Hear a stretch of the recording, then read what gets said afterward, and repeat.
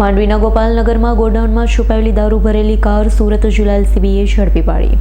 એલસીબીએ સ્થળ પર છાપો મારી દારૂ તથા કાર સહિત ₹7.22 લાખનો મુદ્દામાલ જપ્ત કર્યો।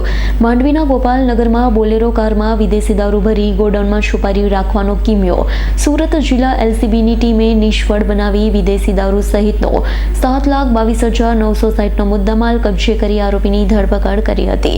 સુરત જિલ્લા એલસીબીની ટીમ વિદેશી દારૂની બાતમી મળતા અલગ અલગ ટીમ કામે લાગી હતી।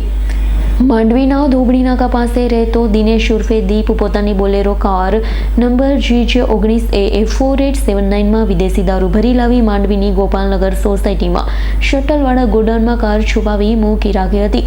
પોલીસે વિદેશી દારૂ બોટલ નંગ 1464 કિંમત ₹2,52,960, એક Mahindra Bolero car, mobile phone મળી કુલ ₹7,22,960ના મુદ્દામાલ સાથે આરોપી દિગ્નેશ ઉર્ફે દીપ ઉર્ફે મંડીશ મહેશભાઈ ગામિતની ધરપકડ કરી હતી। જીતેન્દ્ર સોલંકીનો રિપોર્ટ, S9 ન્યૂઝ, માંડવી। અમારી તમામ માહિતીથી અપડેટ રહેવા માટે જોડાયેલા રહો S9 ન્યૂઝ સાથે।